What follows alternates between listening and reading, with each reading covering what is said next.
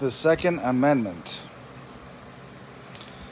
The Second Amendment is so that you, as a citizen is armed. A citizen is able to own arms. A subject is not able to have arms because of tyrants. Tyrants who disarm people who may stand against the corrupt in power. For years, I've been speaking the truth about the leftist organizations, and there's a very big problem.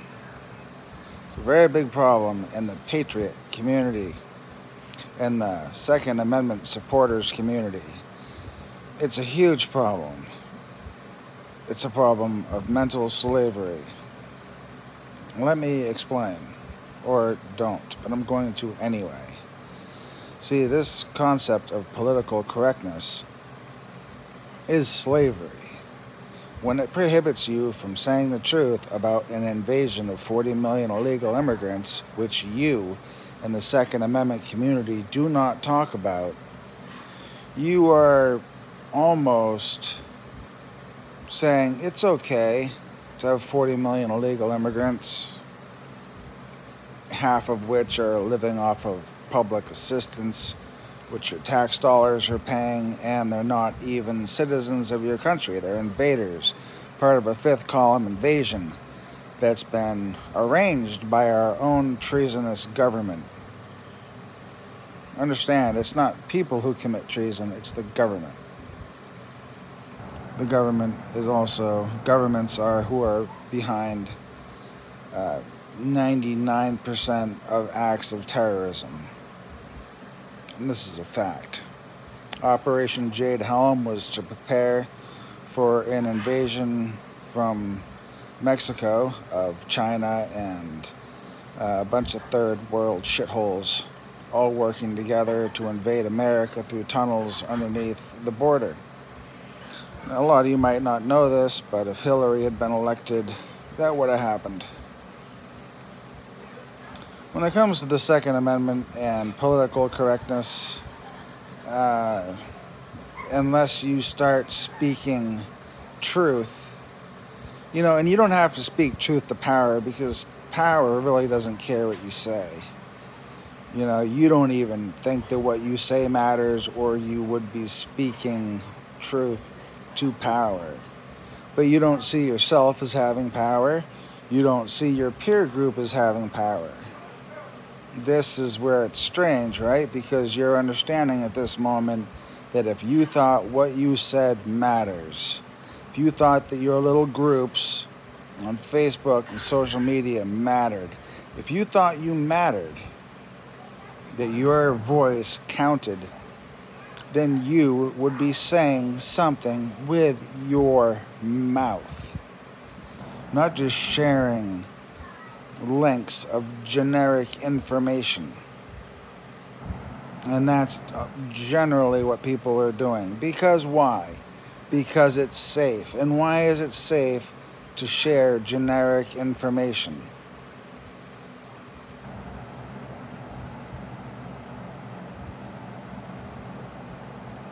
Why is it unsafe to talk about the illegal immigration, to talk about the black-on-white violence, to talk about the black-on-white rape epidemic, to talk about the black and Arab and Hispanic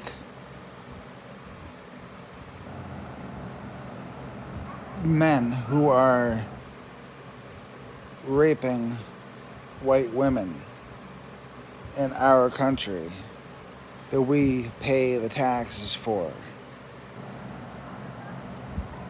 Why isn't this epidemic covered in the news? In the UK, the Islamic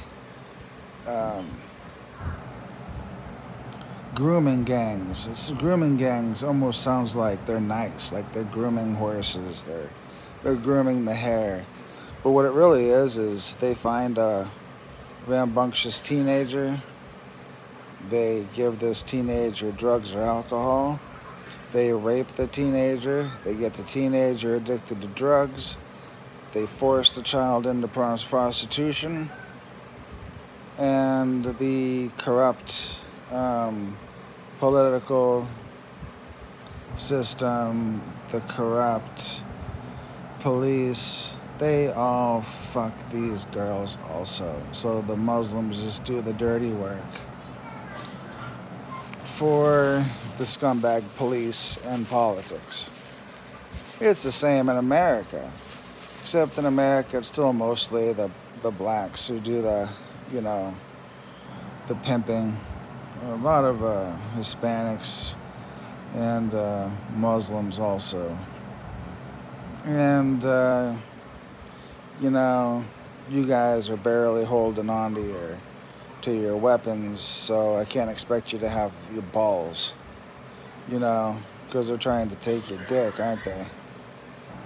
You know? So, you don't want to talk about that, because then you're racist. Well, that's like being a conspiracy theorist, a term made up by the CIA, and that's their job, to conspire, to make the conspiracies, to see the conspiracies through. This is Operation this, Operation that, Operation this, Operation that, Operation that, Operation. What are these operations? They're conspiracies. You know this. So who made up the term conspiracy theorist? The CIA. Why?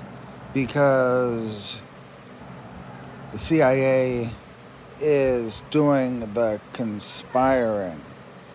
And instead of it being, well, here's Operation Northwoods, Operation Mockingbird, Operation MK Ultra. When you realize the depth and the width and the breadth of these agencies, and there are many agencies, the FDA, Food and Drug Administration, absolutely as guilty as any other agency or organization in America when it comes to MK Ultra and a lot of the, including Mockingbird, Project Mockingbird. They've done more crimes against America than anyone wants to talk about. The 40 million illegal immigrants that invaded America. 2 million of them are Arab. You talk about the news occasionally mentions the terror training camps in America. Of course, those are probably CIA training camps, right? Where we're training them to go fight with our Green Berets in their own land. And I'm all for that. JFK, Bay of Pigs, same thing. This is actually, I think, what we should do with the 40 million illegal immigrants we have. Those who are willing to fight for their own countries, we assist in some way for them to retake their own countries, or just to go back to their own countries. Okay? But there's a problem when people don't want to talk about the truth. They want to say, oh, let's not listen to the guy, they call me the guy on the couch, right? Oh, that's just the guy on the couch. Yeah, well, if you know me as the guy on the couch, then you probably know me. You know what I'm talking about. You know that more than you and more than anyone you know, I know more than you. I am trying to help you. I'm trying to help save your Second Amendment.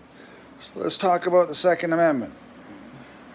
What did King George want? He wanted to disarm you guys because of you wanted to fight, right?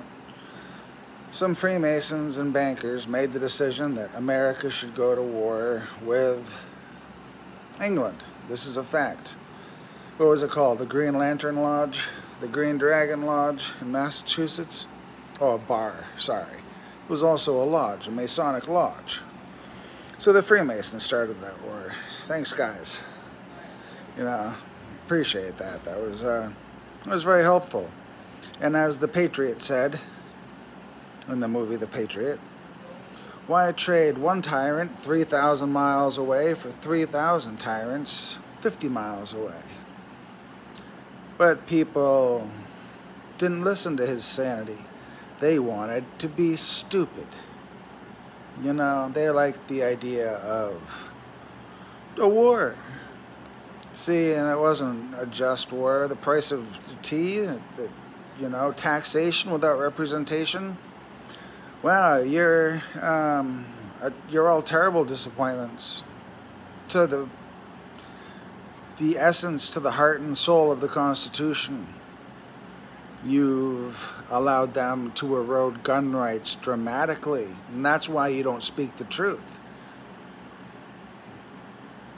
They've already silenced you, because if you speak the truth, they take your guns.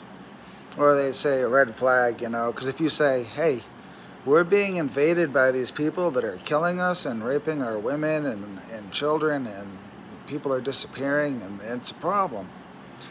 Then they say, oh, he's dangerous. He wants to fight back against the murdering rapists that invaded his country.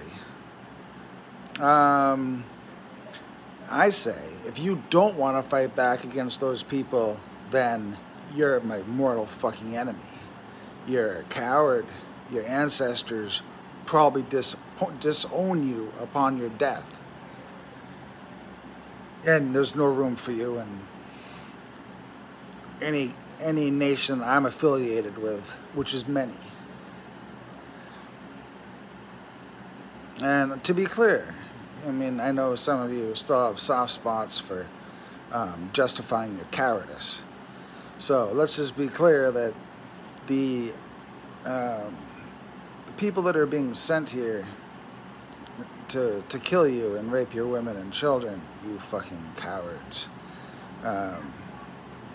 You want to do nothing about it because you're fucking cowards. And you think, oh, the government will take care of it. The government will take care of it. The government arranged it and bust them in. Okay? The government is not going to do shit. You understand?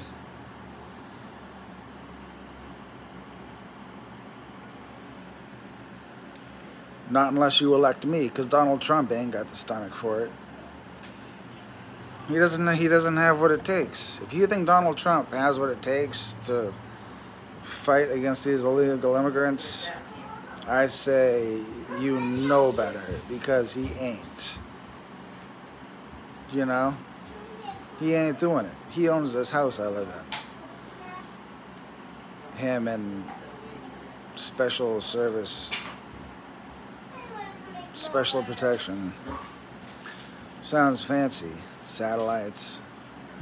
Downside is I have to watch a bunch of mush-mouth, insincere idiots talk about the Second Amendment as though